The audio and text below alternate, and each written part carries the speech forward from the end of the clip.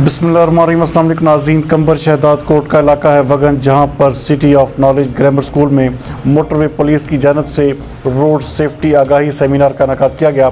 हमारे bureau chief Ali गुल मुगैरी के मुताबिक इस सेमिनार में मोटरवे पुलिस के PSO राशिद अली सोजा, DSP वगन गुलाम कादर ब्रोही और SHO नसीराबाद यासीन तगड़ ने शिरकत की। सेमिनार से खिताब करते हुए मोटरवे पुलिस के PSO का कहना था कि रोड पर चलते वक्त सबको अपना ख्याल रखना चाहिए, पैदल हो या ड्राइवर। हमारा इस आगाही देने का मकसद सिर्फ ये है कि हादसा से कीमती जिंदगियां बच सकें। उनका कहना था कि एक अंदाजे के मुताबिक हर साल 10 से 12 हज़ार अफराद सिर्फ रोड हादसा का शिकार होते हैं। ड्राइवर हजरात को दौरान सफ़र मोबाइल फ़ोन के इस्तेमाल से गुरेज और सिगरेट नोशी से परहेज करना चाहिए। जबकि DSP वगन गुलाम कादर ब्रोही का कहना था कि बच्चे हमारे मुस्तकबिल के मामार हैं।